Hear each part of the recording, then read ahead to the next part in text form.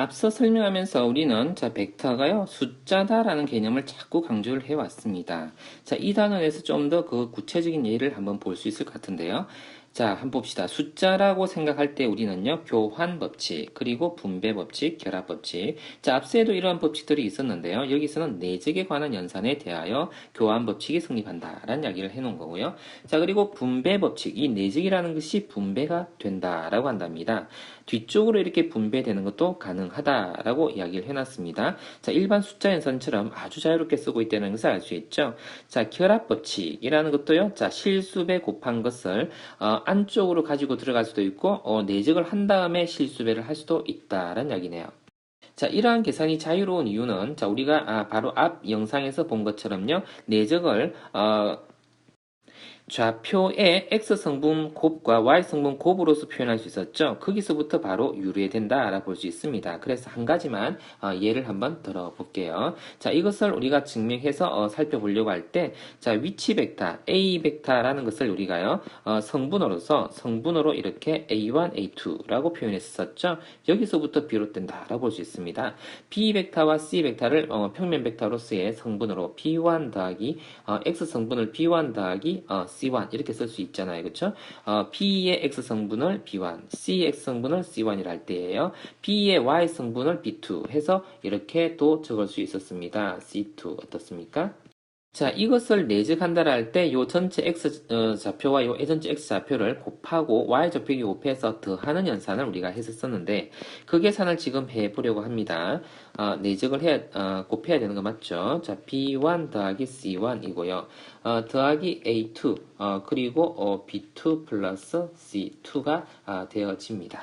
자, 이것은 이제 내적의 기호는 사라졌고요. 이제 일반 연산처럼 우리가 계산하면 되는 거잖아요. 그래서 a1, b1 그리고 A2, A1, C1 더하기 A2, B2 플러스 A2, C2가 되는데 자, 이것을 자세히 살펴보면 여기와 여기에서 뭐가 보입니까? 바로 A 벡터와 B 벡터의 내적의 결과다라는 것을 알 수 있겠죠? 자, 그리고 또요. 여기와 여기에서 뭐가 보여집니까?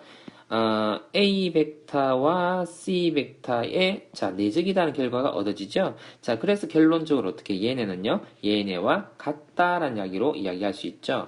자, 이거 하나를 지금 증명해 보인 건데 나머지도 똑같은 방법으로 증명이 다 되어집니다. 이 방법으로. 자, 그래서 이 벡터라는 것들이요, 마치 숫자인 것처럼 사용되어져서 상당히 자유롭게 우리한테 와닿는 어떤 구조가 되어집니다. 자, 그 다음 학생들이 가장 힘들어하는 구조가요, 이 두 가지입니다. 이거요, 자리를 좀 바꿔 넣어 볼게요. 자, 요거보다는 앞서서 요 내용보다는요, 요 내용이 먼저 앞자리에 와서 설명해야 되겠죠? 자, 생각해 봅시다. A 벡터를 제곱했다라는 이야기는 A와 B, A와 A를 내적했다라 볼 수 있죠? 그럼 코사인 0이 1이니까 똑같은 값이 되어지잖아요.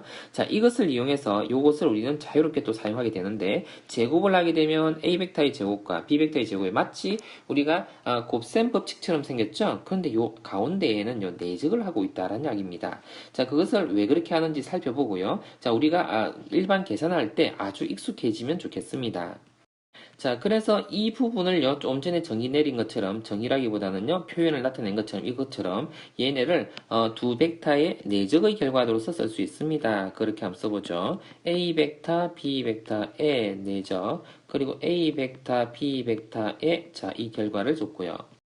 자, 그리고 이 계산은 자, 분배를 해서 얘네랑 얘네랑을 분배할 수 있죠. 자, 이렇게 분배하니까 분배를 해놔 볼게요. 일일이요. 자, 아직까지 익숙한 단계가 아니잖아요. 이렇게 했고 또 A 벡터와 B 벡터를 내적했고 그리고 B 벡터와 A 벡터를 내적했습니다. 글자가 조금 작아지고 있네요. 이렇게. 그리고 B 벡터와 B 벡터를 내적했습니다. 자, 그 결과를 적어주면요. 이렇게 되는 거죠. 좀 전에 본 것처럼 요것은요. A 벡터의 크기의 제곱이다. 이렇게 쓸 수 있죠.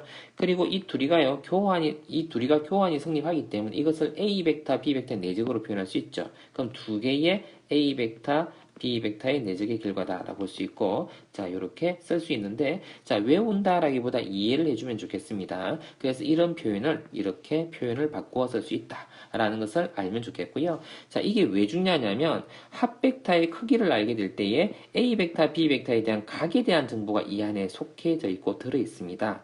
그래서 A 벡터와 B 벡터의 각을 구하라고 하면서 합에 대한 크기를 주고서 문제를 푸는 경우가 자주 있습니다. 여기 차에 대한 크기를 주어놨는데 이를 주어놓고서는요 A, B에 대한 각에 대한 정보를 풀어보라라고 문제가 나온다는 이야기입니다. 학생들이 가장 당황해하는 어떤 구조입니다. 분명히 여기는 각에 대한 정보가 없거든요. 그런데 코사인 값을 구하라고 한답니다. 자, 그래서요, 요것을 제곱하는, 조금 전에처럼 이것처럼 얘를 제곱하는 과정이 여기서는 계산에 사용되어져야 된다라는 이야기입니다. 자, 그러면 이렇게 되어지겠죠? A 벡터 제곱에, 그쵸? 조금 전에 계산한 방법을 그대로 적용합니다. 자, 내적을 썼고요. 플러스 B 벡터의 크기의 제곱을 썼고요. 오른쪽은 제곱이니까 5 이렇게 썼다라는 이야기죠. 자, 그러면 이 값이 다 주어졌습니다. 전부 다요. 자, 그러면 계산해보면 2의 제곱에다가 여기는 꼭 2에다가요. 그리고 3에다가요. 그리고 코사인 세타에다가요. 플러스 3의 제곱이 5다. 이렇게 된 거죠. 자, 그러면 이해가 되어지죠. 그죠? 마이너스 12 코사인 세타는 얼마입니까? 얘네가 13이 되어지고 넘어가면 마이너스 8이 되어집니까? 그렇죠? 자, 그래서 결과적으로 뭐가 나왔죠? 코사인 세타에 대한 정보가 나왔습니다. 3분의 2라고 해주면 정답이 된다라는 이야기입니다. 자, 각자 교재를 보고서 이러한 연습을 많이 해주기를 바랍니다.